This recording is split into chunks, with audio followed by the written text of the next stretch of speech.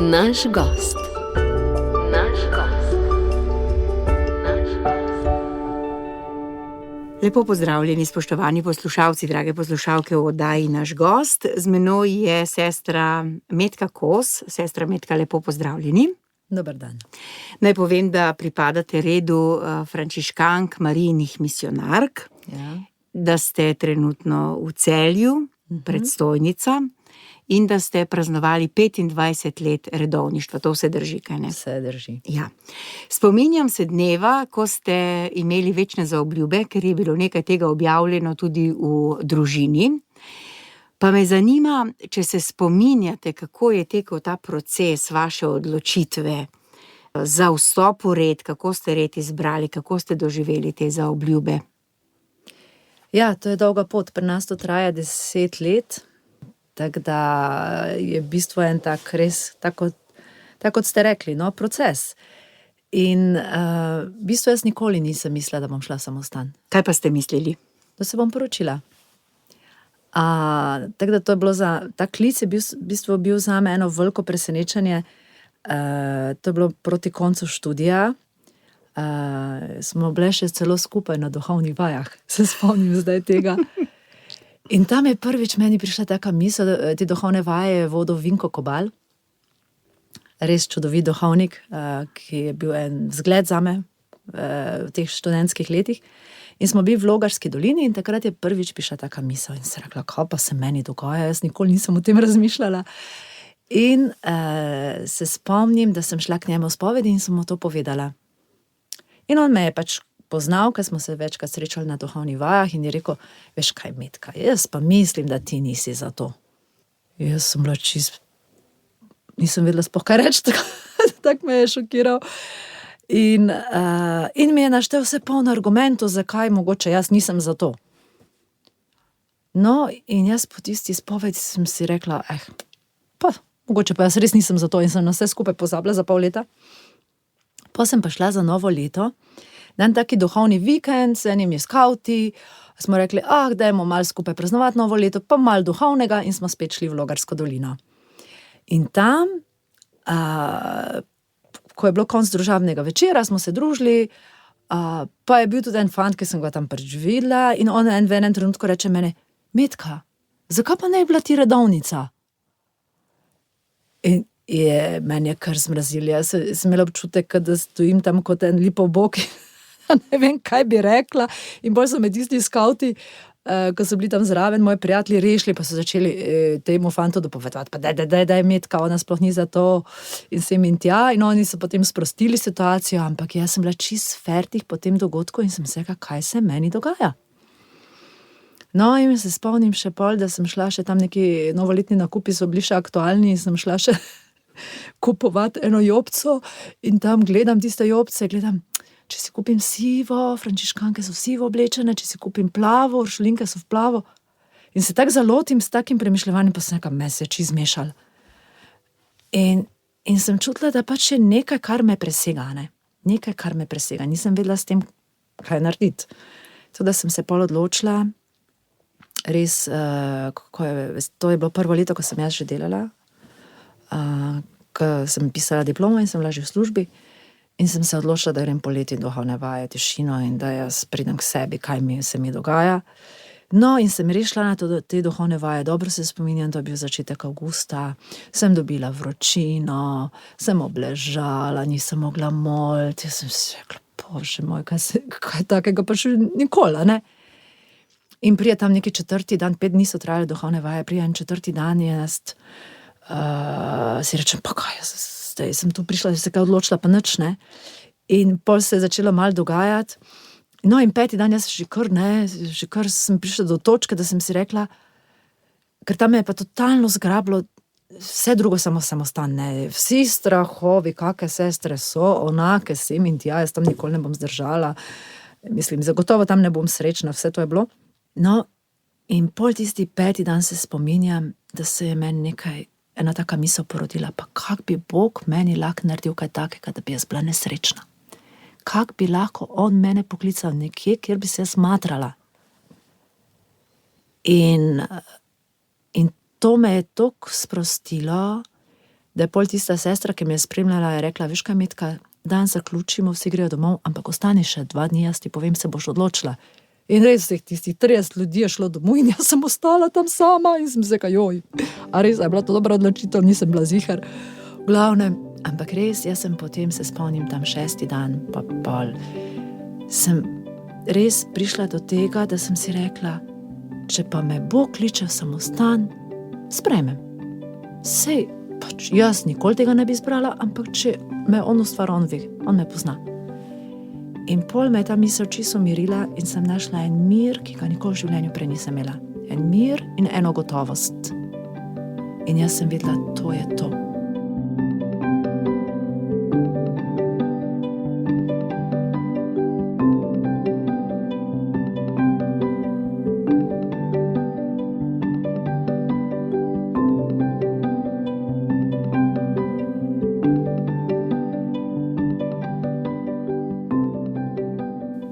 Pa ste s kom govorili takrat, ko ste prišli do tega miru? Koliko časa je trajalo to stanje miru, ki ga prej še niste izkusili?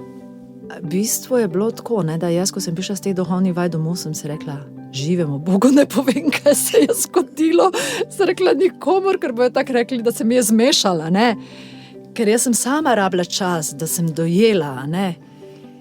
In pol je bilo to v bistvu 2 meseca pred tem, ko sva sestro šle v Avstralijo, ko smo imeli že kupljene karte za potovanje, ko smo to vedno sanjali, ko sva bile še majhni in sva rekli, na koncu študija greva v Avstralijo in sva imeli vizo za 6 mesecev in sva šle in jaz sem si rekla, imam cajt. Ne? Imam cajt. In ta mir in ta gotovost je mene spremljala, tak bi rekla, intenzivno, vse dokler nisem šla k sestram, 1 leto. Jaz tega res ne bom nikoli pozabila, zaradi tega, ker to je bilo nekaj, kar se mi nikoli v življenju pol več ni zgodilo. To lahko primerjamo neki zaljubljenosti, a ne? Ki tudi pride in potem mine in se potem verjetno tako več ne ponovi. Pa me zanima, ali ste to skozi življenje potem v skupnosti, a ne? Ta mir še doživeli in kako so se predstave življenja razlikovale od dejanskega življenja v redovni skupnosti in kako ste red izbrali? Ja, v bistvu je tako, ne, da jaz sem imela ta mir, veselja pa čisto nič. In sem se rekla, to pa čuden. To pa res čuden, ampak jaz sem mogla pol, v bistvu sem ugotovila, da to mi je kasneje življenje pokazalo, da ko eno odločitev sprejmemo, ki je res nekje narejena pred Bogom, a ne, eni gotovosti, a ne, čeprav vedno je tveganje, nikoli ni dokončne gotovosti, ne, ampak ena taka zdrava, mirna gotovost, da takrat pač, če je to nekaj, kar jaz ne bi izbrala, je potreben čas, da se začneš tega veseliti, da to postane del mene. Da jaz se s tem poistovetim, da to je moja pot. In seveda, ko prideš samostan, imaš sploh, pač, jaz sem bila stara 27 let, nekaj realizma v življenju se me je že dotaknilo, ampak vseeno sem imela precej idealistične predstave o sestrah, in kako so fajn, in so res fajn, moram reči, danes so fajn. Ampak se imamo rade, ampak je pa res, da se pač s svojimi ideali soočiš z nekim realizmom, pač to, da se sestre kdaj skregajo, da kdaj napeto, to mi je bilo čisto jasno, ne. Ampak sem se mogla soočiti s tem, da s kako sestro pa mi ni šlo preveč, pa mi je to mučilo v odnosu, a ne, ali pa da je bila kakšna bolj zahtevna situacija, pa sem mogla to odpustiti, ko se mi je zgodila kakšna krivica, ali pa sem jaz komu povzročila kakšno krivico, tudi s tem sem se mogla soočiti. Se pravi, se soočaš z nepopolnostjo drugih in z lastno nepopolnostjo, ne. Ampak jaz mislim, da to tam po 10 let, ne, kot sem rekla, da traja do večnih zaobljub, vsaj jaz sem prišla do takega realizma, da sem si rekla, glej, karkoli bo, v redu bo. V redu bo, križ je del življenja, ne more biti vedno samo sladkost, pa sladica je za konc kosila, tako da je pa tudi tista vsakdanjost, ki zna biti suhoparna, pa kdaj se pri mizi ne vemo točno, kaj bi se pogovarjali, a ne. Se tudi kdaj to zgodi, a ne? Ampak so pa, moram reči, tako eni taki normalni odnosi in zato sem zelo hvaležna.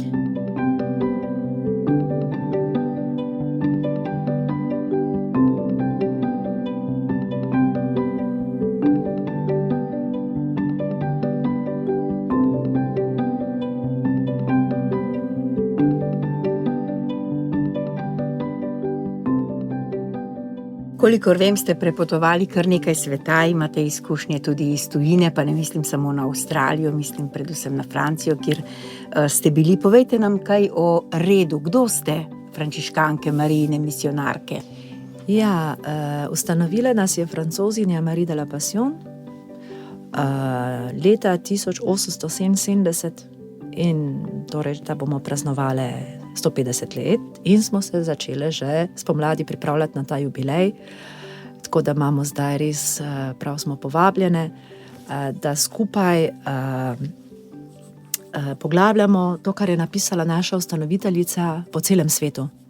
In hodimo eno tako pot priprave, zelo me to veseli, ker ona je bila izredna ženska.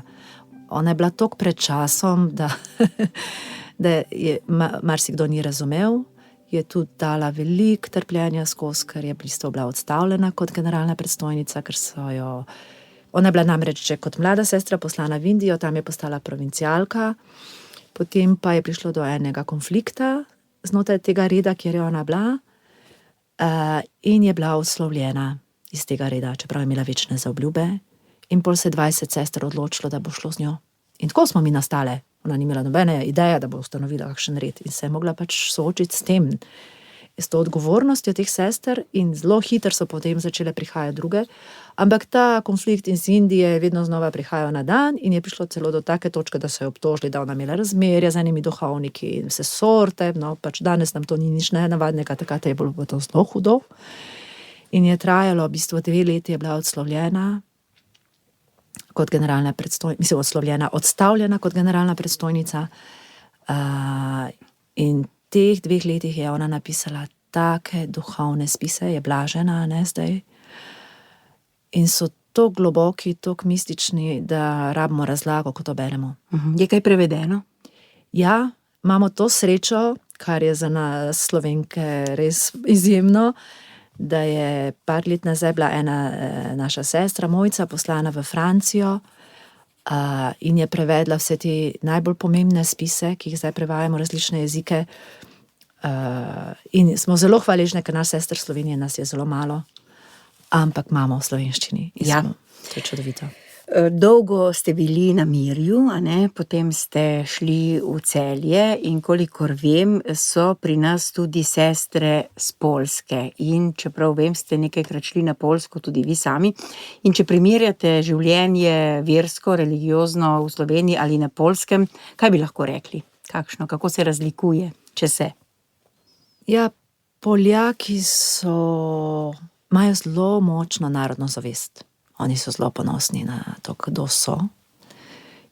Imajo tudi zgodovino, ne, če majčkim poznamo, pač to kraljevsko rodbino, pač to jim je dalo res eno tako zavest. In seveda ta narodni ponos je zelo povezan s tem, da si kristjan. Tako da tam je še, bi rekla, tako cerkve so tam še polne, res, jaz ko grem tam k maši v Varšavi, si rečem, toliko ljudi. Res pa je, da tam zaradi standarda, ki se jim je zelo dvignil, in tudi zelo močne propagande te leve politike, prihaja predvsem v mestih, se zelo zmanjšuje, se pa to zelo, zelo pozna tudi pri duhovnih poklicih. Recimo letos je naša provinca obsega 8 držav in imamo 2 kandidatki, eno z Poljske, eno Slovenije.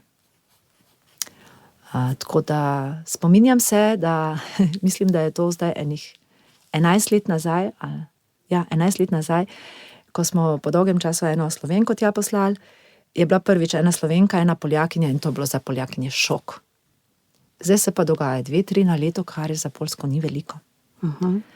Torej se grejo po taki poti, ki gremo mi, sam so pač še toliko let za nami, je zelo, zelo močna sekularizacija. Kar je meni bilo zelo všeč na Poljskem je, da njihova cerkev je zelo ustvarjalna, kar se tiče evangelizacije. Oni imajo toliko šol evangelizacije, toliko novih pristopov, kako priti blizu ljudem, toliko različnih gibanj, bogata je ta cerkev. A ne? Je tudi tista močna tradicionalna struja, ampak hkrati bi rekla, res upajo si začeti nove stvari, imajo par pogumnih škofov, celo kardinala Riša, recimo, ki je krasen. Kaj najbolj občudujete pri teh poskusih nove evangelizacije? Kakšen konkreten primer morda? Oni res evangelizirajo odrasle, oni so dojeli, da je potrebna kateheza odraslih. Odraslega človeka je treba opolnomočiti, tudi mi že počasi prihajamo v Sloveniji ponekod v to fazo.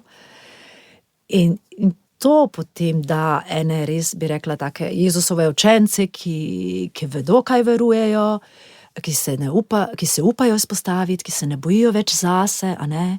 Kolikrat jaz pri nas slišim koga, ki reče, jaz se bojim za službo, ne bom se izpostavil. In imajo take kristjane pri njih, imajo. Jaz sem prepričana, srečujem tudi pri nas mnogo takih, a ne. Ampak tudi tam so laiki, res nekateri zelo se vključijo in veliko časa posvetujejo, poleg pač družine in svojega poslanstva, službe tudi temu. Sestra Metka je naša gostja, sestra Metka Kos. Kako izgleda vaš delovni dan, običajen delovni dan? S čim se ukvarjate? Kdaj vstanete? Kako so molitve? Kdaj je delo? Kako se s sestrami dobite? Ja, zjutraj ob 6:30 imamo molitev, tako da ob 6 je treba vstati, če mi je všeč ali pa ne. Jaz malo bolj težko vstanem, ampak ja, hvala Bogu, da je skupna molitev zjutraj, to me motivira. Začnemo s hvalnicami, potem jaz običajno imam tisti čas, ko premišljujem Božjo besedo, to imamo 1 uro na dan tišini. Pol pa zdaj skupaj pridemo na zajtrk tiste, ki smo doma, ena gre že v službo prej. Potem dopoldne pa jaz, kadar le morem, kadar delam od doma, delam namreč na Svetopisemski družbi Slovenije. Kaj delate? Moje poslanstvo je predvsem v tem, da grem na različne župnije, ki prosijo od kakšnih katehez za starše, za mlade, za otroke, različno v zvezi s Svetim pismom. Potem tudi na misijone hodim, ravno zdaj, kmalu bo en misijon. Drugače pa predvsem se pa ukvarjam z skupinami, ki berejo skupaj Sveto pismo, informacijo moderatorja, ki vodijo te skupine, imenujemo jih eklezija. To so čisto majhne skupine, 6 do 8 ljudi, ki se dobivajo običajno na 14 dni in berejo skupaj en odlomek. In naša vizija je, da bi te skupine vodili laiki, zato predvsem pač se fokusiramo na usposabljanje, da bi res vsaka župnija imela 1 ali več takih skupin, kjer bi se hranili z Božjo besedo. Tukaj ni tako poudarka na poučevanju, čeprav je tudi nekaj časa namenjeno temu, ampak predvsem na podelitvi. So vedno isto vprašanje, zelo preprosta. In je neverjetno, kako jaz v teh skupinah mi je čudovito to, da se ogromno naučim od teh ljudi, ker znajo tisti, ki niso študirali Svetega pisma, veliko bolj povezati Božjo besedo s svojim življenjem, kot pa mi, ki takoj vidimo, to pa je to pa je ono. In sem hvaležna res in si rečem, glej, je čas laikov, v cerkvi je čas laikov. Ali obstaja kakšna spletna stran, morda kakšen naslov, če je kdo iz kakšne župnije zdaj slišal, pa bi vas želel povabiti, kako priti v stik sploh s tem? Ja, na spletni strani Svetopisemske družbe je prav spletna stran, kjer je opisano, kaj eklezija je, in tudi moj e-mail naslov, kamor lahko piše.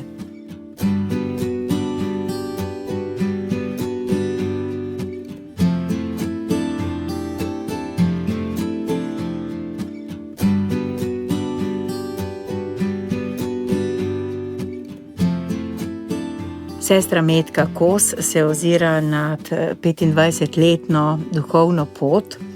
Sestra Metka, vam je teh 25 let minilo hitro, počasi in ali je to še ista Metka kot takrat?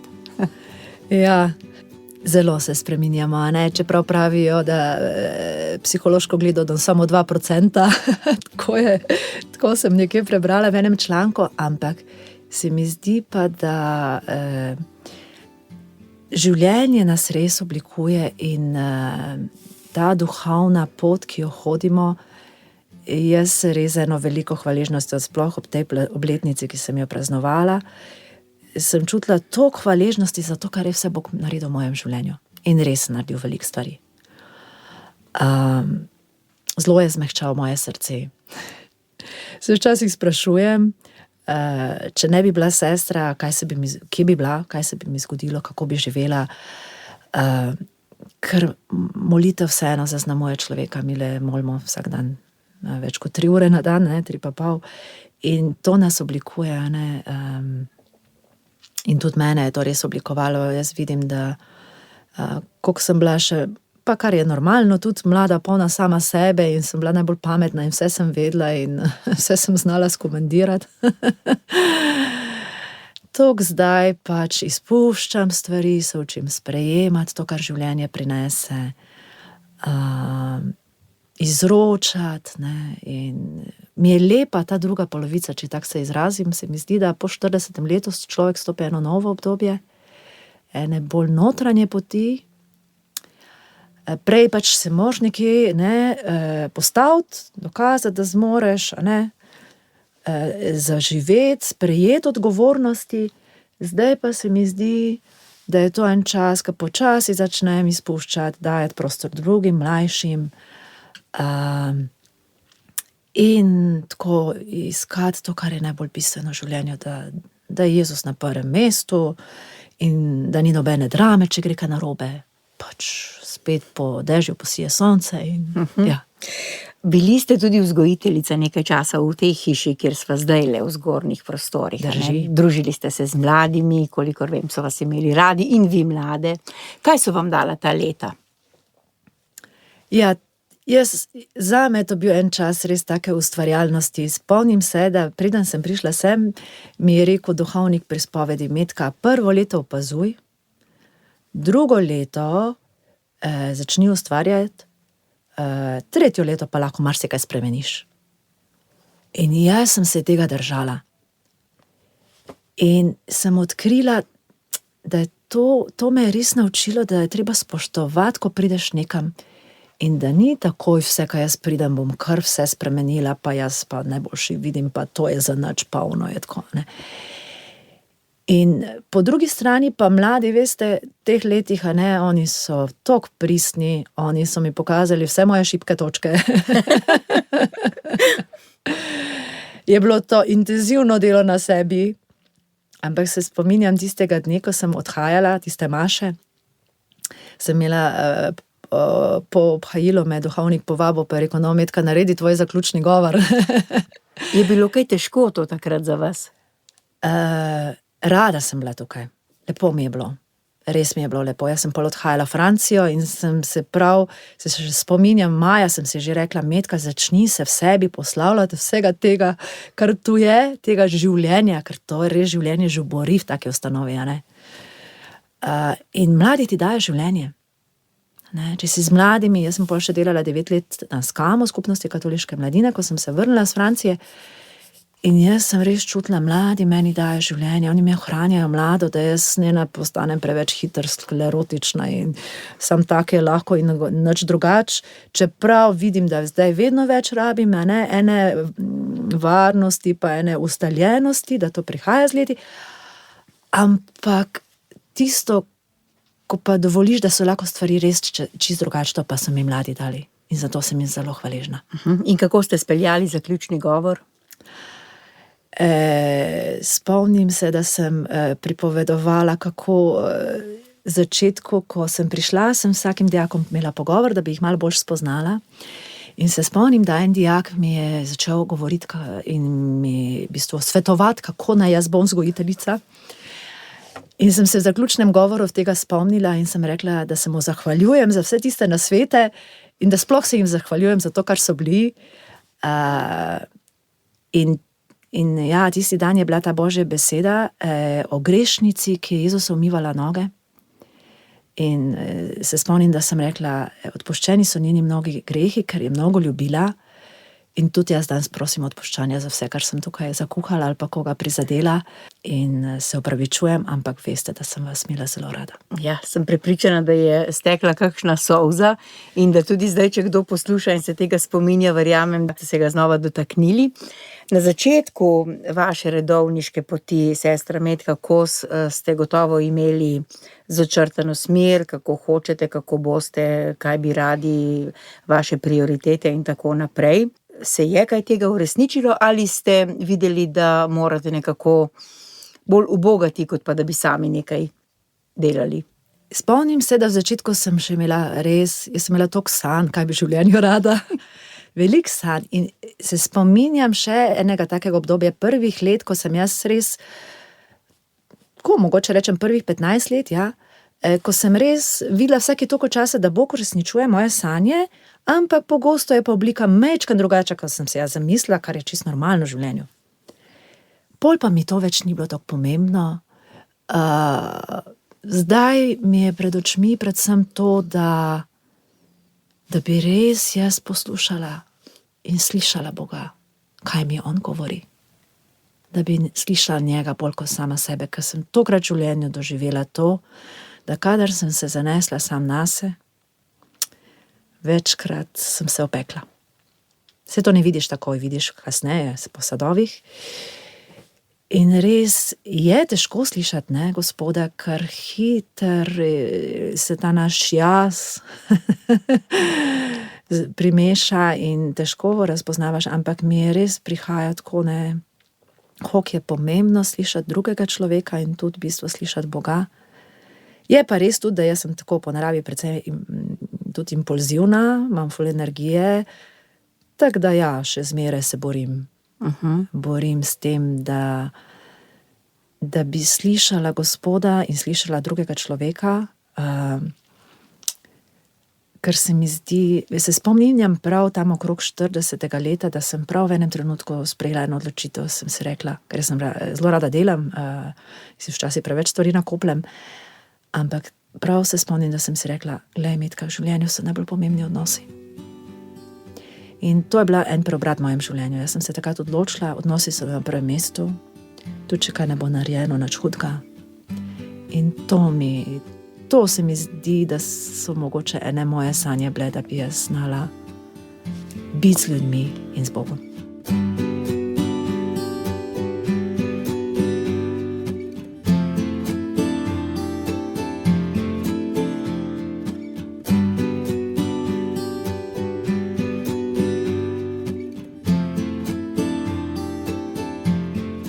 Spremljate oddajo Naš gost, z nami je sestra Metka Kos, ki je praznovala 25 let redovništva. Omenjali ste, da ste bili 9 let na Skamu. Kaj je bilo tam vaše poslanstvo, kako vas je to oblikovalo, kaj ste želeli narediti? Drugo vprašanje pa je, kako vidite sedanji trenutek v slovenski cerkvi? Ja, to delo z mladimi je bilo zame res eno veliko veselje, res. Tam sem bila odgovorna za več stvari, predvsem duhovne vaje, za različne ciljne skupine mlade, potem smo razvili tudi en program za birmance. Pol sem pa vstopila tudi v projekt Kaprije, ki je trajal 10 let. Na Hrvaškem smo imeli najeto eno hišo na otoku Kaprije. Kjer ni nobenih avtomobilov, a ne? Tako je. In tam smo pripravljali programe za mlade, skupaj s srednješolce in študente, potem za družine, za pare, pol smo pa tudi dali možnost še drugim skupinam. Vem, da sem 2-krat imela duhovne vaje za duhovnike in redovnike. So vas poslušali? Veste, v bistvu tam je vse temeljilo na ekipi. V ekipi nas je bilo 5 do 6 ljudi. 2 voditelja, potem vedno navzočnež, ali je to bil en duhovnik, ali je to bila ena družina z majhnimi otroki. In smo delali skupaj, to ni bilo vse na eni osebi. In to je bila zelo močna izkušnja, ne? Tam so bili mladi 8 dni z nami. Tako da načeloma, jaz sem se zelo dobro počutila, ko sem bila v vlogi sovoditeljice, ker pa si res lahko ženska, če si pa voditelj, pa moraš imeti še tisto red, pa pač stvari morajo laufati, imaš v rokah zakon, in se malo bolj opirajo mladi, seveda, moraš tudi to zdržati. In tam smo tudi pogruntali, da je res idealno, če je moški voditelj, ženska sovoditeljica, da je to tako naravno kot v družini. In zame je bilo to eno veliko odkritje in se tega poslužujem še zdaj, kadar je možnost v pastorali, da delimo vloge glede na to, kar je po naravi. Drugo vprašanje pa je bilo Slovenska cerkev, kako jo vi vidite? Cerkev. Jaz sem zmeraj imela rada cerkev. Ampak spomnim se, ko sem jaz bila mlada, jaz sem se jezila, kaj vse v cerkvi ni v redu.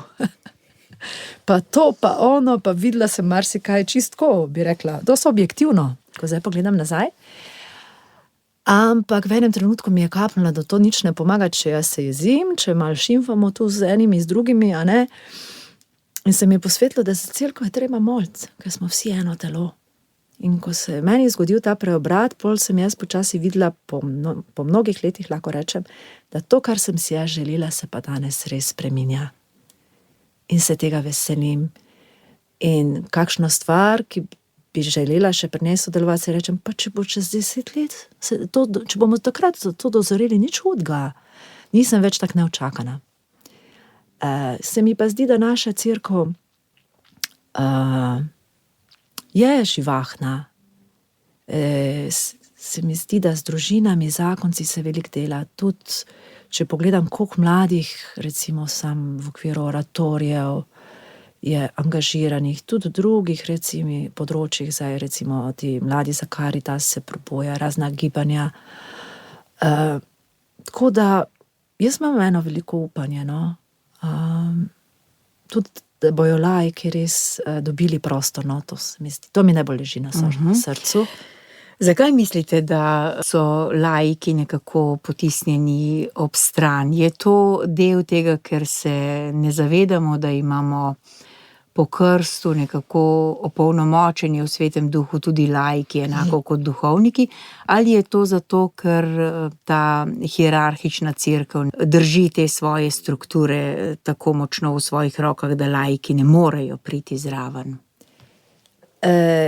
Jaz bi rekla, da sta oziroma 3 stvari bi naštela. Prva stvar se mi zdi formacija laikov, Naši cerkvi še manjka. Zdaj je ta program recimo na Teološki fakulteti duhovno izpopolnjevanje, kar se mi zdi krasna stvar, ampak manjka še kakšna krajša stvar, kjer bi laiki res, recimo v celjski škofiji, sem jaz zdaj v tej ekipi, 3-krat na leto se srečujemo in usposabljamo laike. Kakšne take nove oblike moramo najti, to se mi zdi gotovo, da je še ena stvar, ena vrzel. Drugače bi pa jaz rekla, da je stvar iz 2 strani. En moj prijatelj, duhovnik, je to zelo dobro v besedo, je rekel, jaz na župniji si toliko želim laiških sodelavcev. Ampak je taka župnija, da rečejo ljudje, župnik, saj boste vi, mi bomo pa pomagali. Ampak on bi rad predal odgovornost njim. In v začetku je bil zelo razočaran, pa je ugotovil, da mora najti enega, pa drugega, pa mogoče 3, da ima 3, pa je že dost, ki pa so že pripravljeni sprejeti neko odgovornost. Tako da nekateri duhovniki se srečujejo s tem, da imajo laike, ki pa še ne bi sami prevzeli, ker se ne čutijo dovolj opolnomočene. Po drugi strani pa ima župnije, kjer duhovnik vse drži v rokah, ker je pač tako navajen, ker je bil tako formiran. Pa daj laikom delati, samo spustiti, če ne more. Tam pa laiki bojo pol, vidim, da se umikajo včasih mečken, kaki taki, ki pa bi radi imeli odgovornost in grejo drugam. Na sosednjo župnijo, danes to možno. Tako da se mi zdi, da z obeh strani je stvar. Tudi laiki včasih resnično se bojijo prevzeti odgovornost, ker potem pa rabiš ti duhovnika, da ti je v oporu, da te spremlja. Duhovniki pa imajo za to zelo malo časa. Ko govorimo o cerkvi, so v medijih zelo navzoči vsi škandali, ki se v cerkvi zgodijo in te seveda še napihnejo in tako naprej. Vendar neki škandali v cerkvi so pač dejstvo. Kako po vašem mnenju je najbolj zdravo to sprejemati in kaj narediti, da se ne pohujšamo ob takih stvareh? Ja, jaz vidim, ko se v skupnosti o tem pogovarjamo, zelo težko za mlajše sestre, za tiste, ki vstopajo v redovno življenje, zato recimo en duhovnik odide, jaz vidim, koliko je to prizadene, sploh če ga poznajo. To se jih zelo, zelo dotika. Jaz v teh letih seveda me prizadene vse stvari, ki se dogajajo, ampak po drugi strani pa moram reči, da sem hvaležna za to očiščenje cerkve. In naj traja in pejmo stvarem do konca. Pa ne mislim tukaj samo na spolne zlorabe, mislim tudi na vse duhovne zlorabe, na čustvene zlorabe.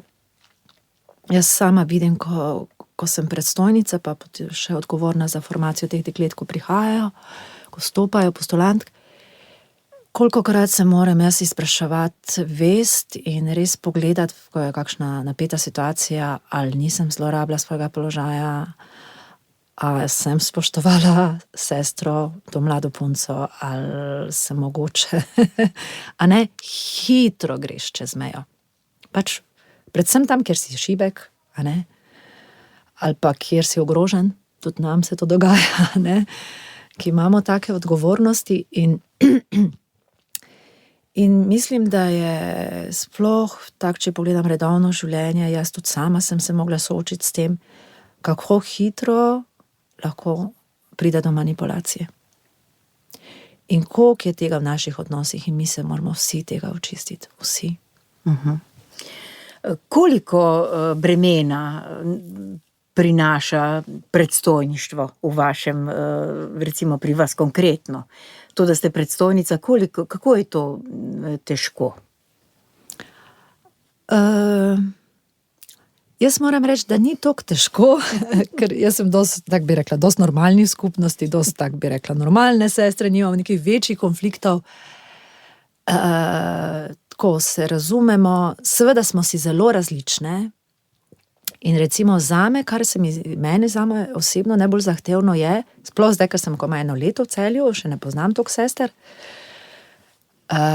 je ta čas poznavanja, pa tudi bi rekla sprejemanje teh različnosti, da damo prostor, da lahko so. Da nič ni narobe, če ena naredi tako stvari, druga pa drugače, če ena tako razmišlja, druga pa drugače. Jaz se večkrat zalotim, ker jaz prehiter mislim, a ne, da včasih kdo ne more do konca povedati, kaj je hotel povedati in ga že prej prekinem, a ne, in pol mi reče, počak, da povem do konca, ne, in pol se ustavim in si rečem, ja, Miro, povej. A ne, sprejeti to našo različnost, to se mi zdi, da tukaj je en taki izziv. Drugi izziv pa, ker mi sestre smo frančiškanke, se veliko stvari odločamo skupaj, redko jaz kot predstojnica sama odločim stvari. Je tega dogovarjanja precej, je to naporno, je zahtevno, ampak se mi zdi, da to gradi skupnost. To nas povezuje, to nam daje večji občutek soodgovornosti, si lahko bolj delimo odgovornost, ni vse na predstojniku. Tako da ja, če pa so kdaj kakšne težje stvari, ker pač veš kakšne stvari, ki ne moreš povedati drugim sestram, od katere sestre, a ne, tisto pa pol nosiš sam. To pa je vedno težja predstojnika, da kakšne težke stvari nosiš sam in jih ne moreš deliti s drugimi. To pa pač pri vsaki odgovornosti tudi, a ne, drugi ljudje se s tem soočajo. Kje so vaše sestre, s čim se ukvarjajo, kaj delajo, ker skupaj molite, sicer pa ste po službah, a ne? Ja, ene po službah, ene v pastorali. Imamo eno starejšo sestro, Avstrijko, čudovita sestra, stara 83 let, ona je naša mama, ona skrbi za vse v hiši, brez nje ta hiša pade, jaz pravim, tudi če predstojnica ni doma, vse štima, zato ker je ona doma. In ona res ogromno naredi in čudovita sestra, res. Tudi ima tako lep značaj, tako je fajn biti v njeni družbi, tako je vesela pri svojih letih, a ne, stara je 83 let in ne jamra, čeprav nima idealnega zdravja, ampak eno vedrino prinaša res, tako lepo je živeti z njo. Pol je pa še ena sestra na Karitasu, kjer do zdaj je delala s prostovoljci, zdaj pa zamenja področje, zdaj od oktobra bo pa delala v pastorali duševno prizadetih. Tako da šele razvija to in se mi zdi to eno zelo, zelo pomembno področje, ker je zelo malo ljudi, ki dela na tem področju. Potem pa je še ena Poljakinja, ki pa predvsem v župniji je angažirana, pa veliko hodi na misijone.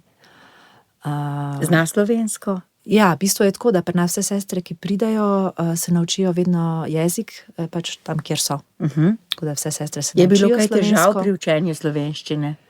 Ja, moram reči, imamo kar cel seznam napak, ki so jih sestre naredile. Enkrat smo celo en skeč pripravili na ta račun, a ne.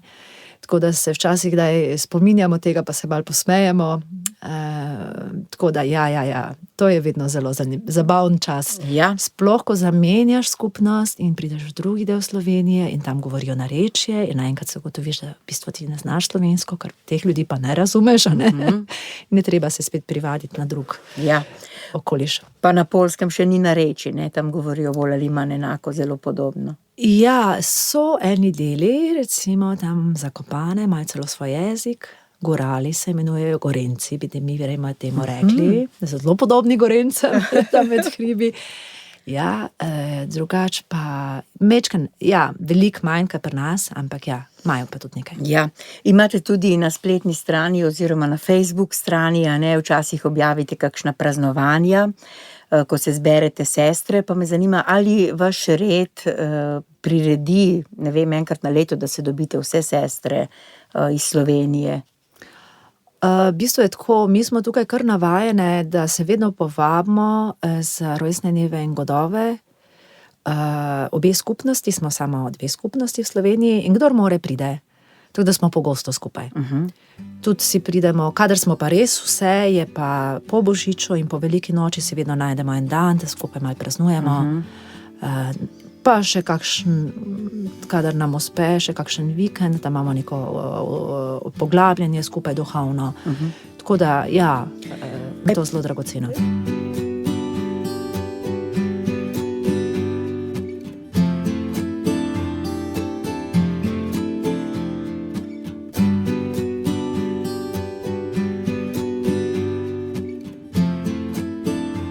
Kaj pa kakšen izlet, recimo, če greste po Sloveniji, pa peljete te sestre s Poljske, da kaj vidijo, kaj spoznajo, kaj rečejo o tej naši Sloveniji?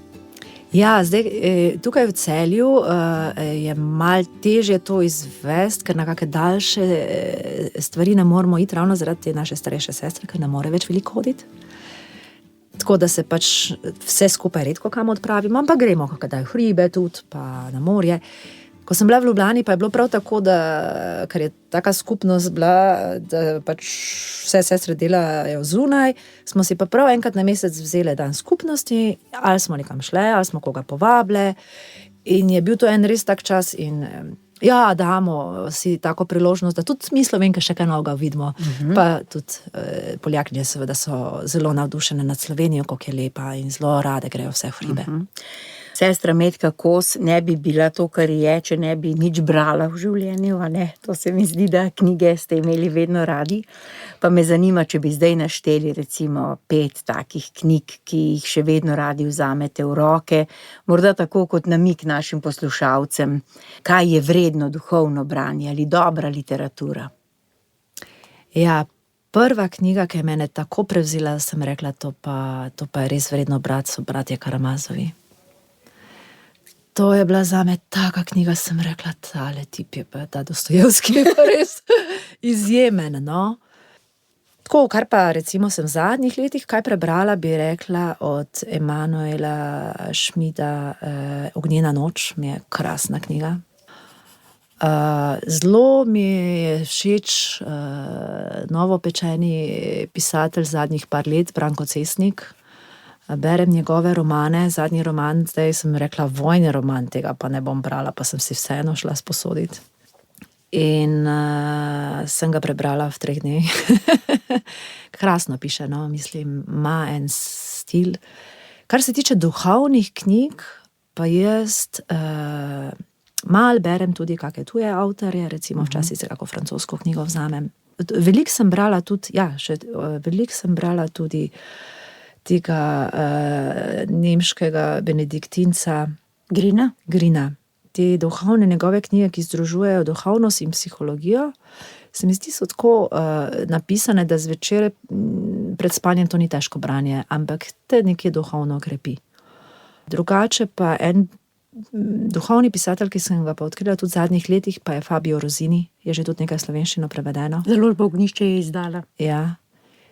Moram reči, da njegove knjige so tudi zelo, zelo, zelo kvalitetne in ima tudi en tak slog pisanja, da današnji človek, iskalec, se najde eno dobro hrano v tem. Potem, ko greste na duhovne vaje in ko jih opravite, ali tam dobite tudi kakšno literaturo, oziroma če imate vi duhovne vaje, ali udeležencem priporočate kakšne knjige, kakšne naslove za formacijo? Mi sestre imamo vedno duhovne vaje v tišini in jaz si rečem, končno imam teh 7-8 dni tišine, adijo knjige. Sem res samo z Božjo besedo. Prej sem še kdaj kakšno knjigo prebrala, zdaj pa ne več. Medtem, ko sem bila še na Skamu, sem imela še kar nekaj duhovnih vaj, tudi kdaj v tišini za mlade, pa tudi se mi zdi, da se spomnim, da sem kdaj kako knjigo priporočila, ampak predvsem pa se mi zdi, da jih je zagrablo to, kako bogastvo je Božja beseda. In koliko je vredno vsak dan vsaj eno poglavje Svetega pisma za prebrati. Sestra Metka Kos se spominja 25 let svojega redovnega življenja. Zdaj ste pririnili v primerjavi z začetkom že precej na globoko. V začetku je bila beseda, ampak za resno duhovno življenje je pa največ tišina. Kaj ima tišina, česar beseda nima? Jaz mislim, da tišina ustvarja en prazen prostor v nas. In danes je to zelo zahtevno, ker mi živimo v takem svetu, ki ne mara praznega prostora. Vse je treba zapolniti, vse je treba zafilati, vsak trenutek moraš biti na nekih doživljajih in čustvih in impulzih. In jaz vedno v raju imam tišino. Včasih sem se še vozila, sem se rekla, prižgem si radio, vidim, kaj se dogaja. Kakšno dobro muziko bom poslušala, ker jaz tudi rada sem poslušala glasbo. Zelo imam rada glasbo, ampak zdaj si pač nikoli ne naštima v avto radija. Jaz rabim tišino. In tudi moja molitev postaja vedno bolj prazen prostor. Kamor Bog stopa in se zavedam, da v bistvu na nek način to molitev dela in do konca življenja naj bi se to zgodilo, ne? Da bi Bog napolnil mojo notranjost do konca. Zdaj gremo bolj počasne, ker jaz sem tudi bolj na počas narejena. Ampak Bog ne obupa in mislim, da vsakim človekom hodi v takem tempu, kot ga zmore. V tem pogovoru je zaznati kar nekaj veselja nad življenjem, tudi mogoče smisla za humor. Kako vam ta pomaga preživeti zlasti težke trenutke, ki tudi pridejo, Ane? To, da se nasmejite kljub danim okoliščinam. Ja, jaz mislim to, da se lahko iz svojih slabosti nasmejiš. Je pa ena milost sprejetja samega sebe, k vsakemu človeku privoščim, da priješ do tega. Čeprav, se mi zdi, da celo življenje še odkrivamo kakšne točke, ki si rečeš, tole pa še malo težko prebavim. Ne? Ampak humor je ena res pomembna stvar. Bi pa rekla predvsem, jaz vedno bolj prosim za milost ene vedrine v življenju. Da tudi recimo čisto take stvari, kaj jaz vem, ko pride kakšna bolezen, da tudi to lahko sprejmeš. Ker najhujše je, se mi zdi, da te začne nekaj greniti. Tako da mi se kar pohecamo, se kar pohecamo, čeprav je pa res, da smo ženske bolj občutljive, pa je treba mogoče včasih malo bolj paziti. Moški so bolj glede tega, bi rekla. Mi živimo v Celju, namreč zraven, naša hiša je povezana s skupnostjo bratov, kapucinov. Tako da je to sobivanje tudi en velik dar za nas. In za brate verjetno? Absolutno, ženska podpira 3 vogale pri hiši, pravijo, če kaj gre narobe, če kdo fali, če kaj manjka, hitro pride se sestre vprašati in Bogu hvala, se zato smo tam. Nam pa bratje tudi veliko pomagajo. ja, je eno zelo lepo sobivanje. Sestra Metka Kos, vi ste zelo povezani z Božjo besedo in če bi rekla zdaj, da izberite 10 citatov iz Svetega pisma, ki so vas oblikovali, navdihovali ali vam pomenijo nekako največ. Vem, da bi jih na izust povedali, ampak bom rekla samo za enega, ker je najin čas zdaj že skoraj da pri koncu. Kaj bi našim poslušalcem iz Svetega pisma še posebej položili na srce? Jaz sem pri večnih zaobljubah izbrala citat iz 15. poglavja Janezovega evangelija, ki pravi: nihče nima večje ljubezni, kakor je ta, da kdo da življenje za svoje prijatelje. Ampak se nisem zavedala, kaj sem zbrala. In je prišel en trenutek v mojem življenju, ko sem jaz ugotovila, da v bistvu moram reči, da sem se odpuščati naučila v samostanu, ker doma smo se skregali, pa pol je šlo to pod preprogo. V enem trenutku, pa ko je bil en resen konflikt, pa sem jaz res ugotovila, da je Bog mene poklical, da se jaz naučim odpuščati in da jaz tudi sem eno orodje, da se drugi naučijo odpuščati. In šele takrat sem razumela ta stavek. Da gre darovati svoje življenje za svoje prijatelje, najprej v tem, da sem jaz sposobna odpustiti stvari. Pol pa vse gre, ker Bog pozdravi te rane. Ja, s temi zaceljenimi ranami bova končali ta pogovor. Jaz se vam lepo zahvaljujem tako za vašo prehojeno pot, ki je tudi pričevanje, kot tudi za ta pogovor. Upam, da bo v navdih in veselje našim poslušalcem. Vam želim vse dobro še vsaj 25 naslednjih redovnih let in še naprej. Ja, hvala lepa. Tudi jaz želim vsem poslušalcem obilo blagoslova. Naš gost.